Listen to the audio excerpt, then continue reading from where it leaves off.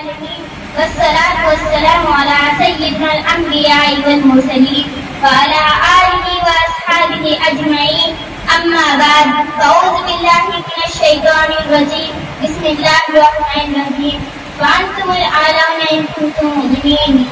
محترم حضرات اور میری ہم مکتب ساتھیوں، السلام علیکم ورحمۃ اللہ وبرکاتہ. وہ معزز کے زمانے میں مسلمان ہو گئے، وہ معزز کے زمانے میں مسلمان ہو گئے اور ہم خار ہوئے گائے کی خوراک ہو گئے. محترم بزرگوں اور میری ہم مکتب ساتھیوں، آج کی میری گفتگو کا موضوع ہے مسلمانوں کی تباہی اور اس کا علاج. آج اس موضوع کے تحت ہم اپنے شاندار ماضی پر ایک نظر ڈال کر مستقبل کی تعمیر و ترقی میں سامان تلاش کریں. قرآن کریم میں رب ذوالجلال کا ارشاد ہے وَأَنْتُمُ الْأَعْلَوْنَ إِن كُنتُم مُؤْمِنِينَ، تم ہی سر بلند رکھو گے اگر تم مومن ہو. یہ ارشاد والی ہماری پوری ترقی کا اختصار ہے اور اسی میں ہماری تعلیم کا راز مضمن ہے. تعلیم کے سینکڑوں واقعات یہ بتانے کے لیے کافی تھے کہ جب ہمارا رشتہ اللہ سے اور اس کے دین سے مضبوط رہا، سربلندی و کامیابی ہمارے قدم چومے، اور جب کبھی اس رشتے میں کسی قسم کی کمزوری آئی ہم عزت و رفعت کے آسمان سے ذلت و پستی کی گار میں جا گرے. تاریخ ہمارے سامنے جنگ بدر کی مثال پیش کرتی ہے. جنگ بدر میں جو کامیابی ہوئی وہ صرف کسی رشتے کی مضبوطی کی بنیاد پر ہوئی، ورنہ کامیابی ہوتی تو کفار مکہ کو ہوتی، کیونکہ کفار مکہ تقریباً 1000 تھے اور بڑے جوش و خروش کے ساتھ تھے.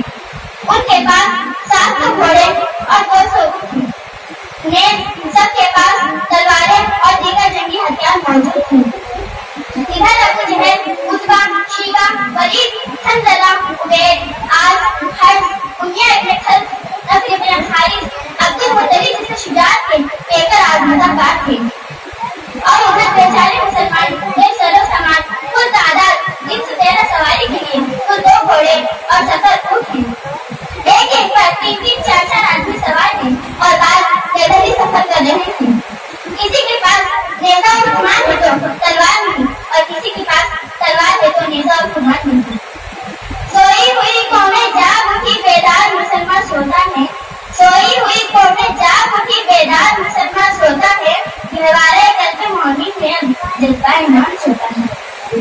امت مسلمان کے دھڑکتے دلوں آج پوری دنیا ہمارے لیے وحشت و بربریت کی آمد جگہ بنی ہوئی ہے.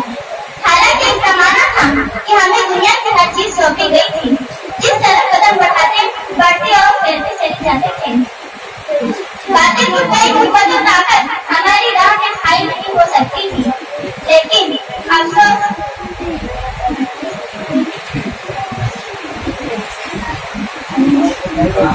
علامہ اقبال نے کیا ہی خوب کہا ہے مغرب کی وادیوں نے پوجی عطا ہماری، مغرب کی وادیوں نے پوجی عطا ہماری، تھمتا نہ تھا کسی سے